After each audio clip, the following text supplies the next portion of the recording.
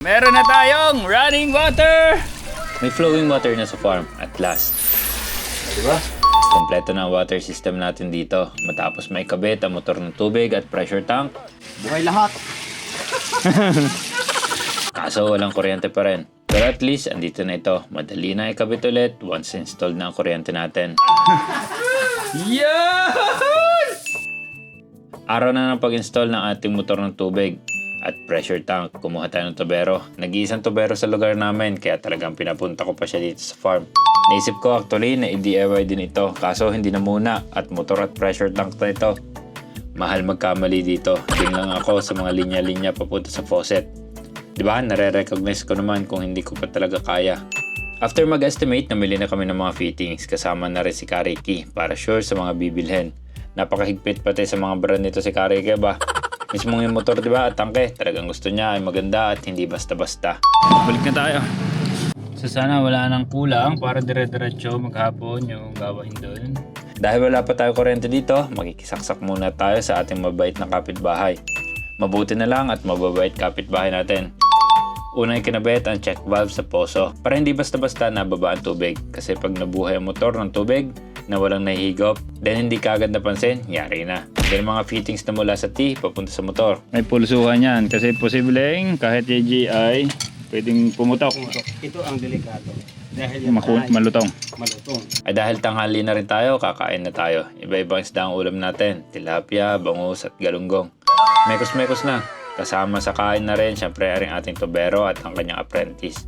Walang dapat magugutom dito. Tapos ng siesta. Tanghalian, siesta. Check natin. Nakakabit na ang motor ng tubig. Ang bilis nabutas na rin ang semento.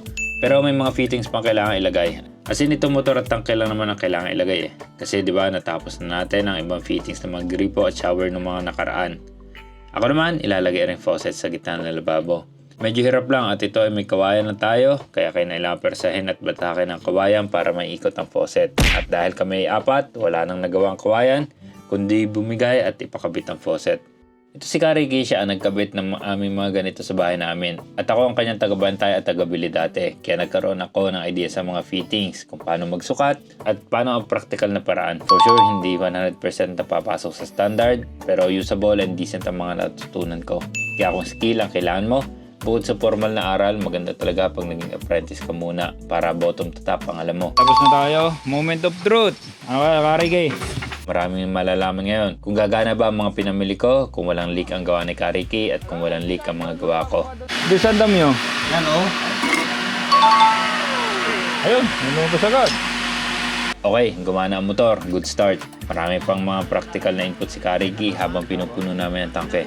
Iba talaga ang bigay ng experience. Karamihan na alam ni Kariki ay mula sa experience at palaging fully booked ito.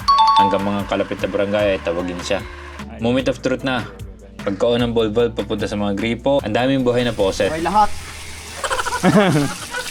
At isa dyan ang... Wala yung aking drill! Siya! Yep, nabasa ang aking mini impact drill na gamitin sa pag-drive ng mga screw at tuluyan na siyang hindi gumana. Sayang, tinaray namin ang isa-isa ang mga faucet at goods lahat. Nakakatuwa sa lababo, CR, shower. May konti lang kinalikot sa tangke ng toilet kasi may lumabas sa mismong flush. Okay, at least goods na. Kuryente na lang talaga. Magkano Kariki ang aking atraso din meron pa? Hindi pwedeng basta-basta lisan. Kahit na matapos ang project, hindi kagad naningil at umalis si Kariki. Naupo lang siya at pinacycle na ilang beses ang system para tingnan kung wala bang mini leak. Yung tipo ang bababa ang pressure kahit wala na discharge na tubig. Basta, inobserbahan pa niya na matagal ang system bago siya nag-confirm na maayos na talaga. Which is nakakatuwa. Talagang may concern siya sa may patrabaho at halatang nagte-take pride siya sa kanyang mga projects. Which is very good. Nakakatuwa ang mga trabahador na ganito. Hindi ka madadala na kunin. Tuwan-tuwa si Jay sa paggana ng lahat ng mga faucet Pinatanggal ko muna ang motor ng tubig para malagyan namin ng forma at buhos ang patungan. Para talagang matibay kasi nag-temporary hollow blocks lang kami para patungan at may sukat na. Ilalagay na natin ngayon kasi Sunday na. Next week, for sure tuyo na ito at pwede na ipatong dyan ang motor ng tubig ulit.